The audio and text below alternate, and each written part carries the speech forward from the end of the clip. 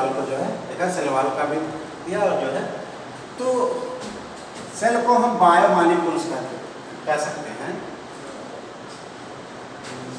जिसमें बायो जिसमें लाइफ हो, जीवन का कण जिसमें हम कह सकते हैं। ग्रीक भाषा में और लैटिन भाषा में सेल का अलग अलग है। ग्रीक भाषा में काइटोज मतलब सेल और सेलुला ए होलो स्पेस, इसको एक कंपार्टमेंट कह सकते हैं, एक छोटा डिब्बा। तो हमने देखा कि जो सेल होता है, सेल को हमने 3 पार्ट में डिवाइड किया। एक तो साइटोप्लाज्म, एक टोनोप्लास्ट और एक सेल वॉल।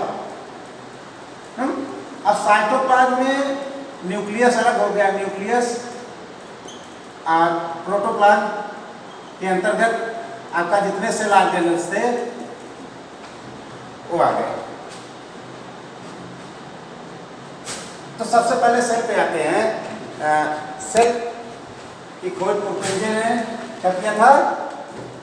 1665। इसका नाम कब दिया था? 1665।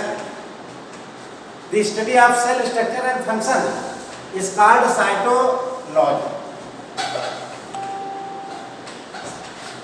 What is cytology? Study of cell is called cytology or cell biology. Term cell, cell शब्द सबसे पहले टर्म सेल किसने दिया था? रॉबर्ट हुक ने 1665। इसीलिए रॉबर्ट हुक को फादर ऑफ सेल कहा जाता है कि क्योंकि इन्होंने सबसे पहले इसकी खोज किया था। सेल थियरी, कोई भी सेल फ्री एग्जिस्टिंग सेल से बनता है, तो सेल थियरी 2 वैज्ञानिक ने दिए थे, एक एम सिल्डेन, दूसरा टी स्वान। मैथ्यूस सिल्डेन एक जर्मन के बॉटनिस्ट थे, इन्होंने इस थियरी में अपना नाम दिया था। नेक्स्ट थियोडर स्वान, ये जूलॉजिस्ट थे, तो ये दोनों मिलके कोशिका का सिद्धांत दिया। अब हम देखते हैं जो सेल का पार्ट डिवाइड था, टोनोप्लास्ट तो पेकुल्स के सेल वॉल जो है अलग हो गया, तो प्रोटोप्लाज्म के अंतर्गत आया। तो प्रोटोप्लाज्म में जो है लिविंग मैटर्स, जो जीवित पदार्थ होता है, लिविंग मैटर्स एनिमल सेल में, जंतुओं में, उसको सबसे पहले टर्म सारकोड नाम जो है किसने दिया था? गुजार्ड ने। The matters in animal cell was termed sarcode given by Dujardin. वही living matters in plant cells, जो जीवित पदार्थ पौधों में था, term was given by protoplasm. जो प्रोटोप्लाज्म को पुरपेंजे ने सबसे पहले 1839 में, इसके बाद वान माहल ने 1846 में उस शब्द को बोला। तो सबसे पहले प्रोटोप्लाज्म नाम टर्म जो है पुरपेंजे ने दिया। Protoplasm called physical basis of life, जीवन का भौतिक आधारशिला। जीव द्रव्य को हम जीवन का भौतिक आधारशिला कहते हैं। इस शब्द को हक्सले ने प्रतिपादित किया। उन्होंने कहा कि जो जीव द्रव्य है वह जीवन का भौतिक आधारशिला है।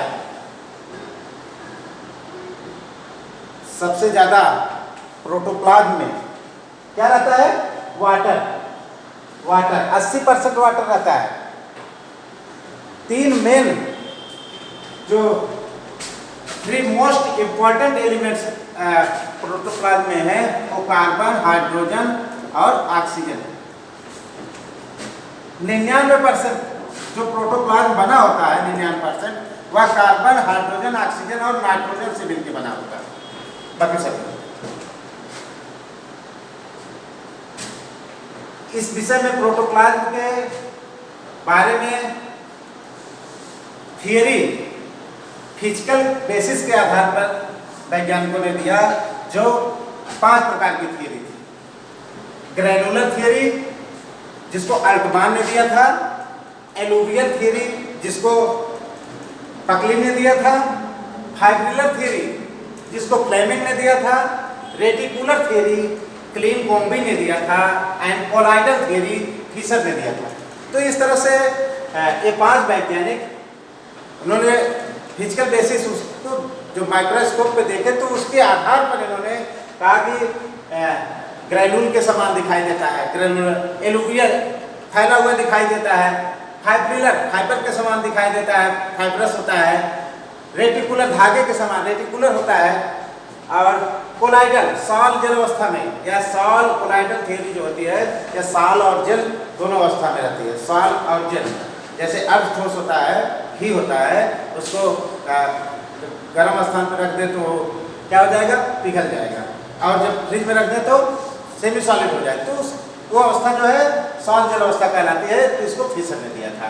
तो इस तरह से जो ग्रेनुलर थियरी है, एलुवियल थियरी है, फाइब्रिलर थियरी है, रेटिकुलर थियरी है और कोलाइडल थियरी है, इसको अल्टमान ग्रेनुलर, बकली जो है कि एलुवियल और फाइब्रिलर जो है फ्लेमिंग और रेटिकुलर क्लीन और कॉम्बी ने दिया, कोलाइडल फिशर ने दिया। तो इस तरह से ये जो है प्रोटोप्लाज्म आपने देखा। ठीक है, क्लियर।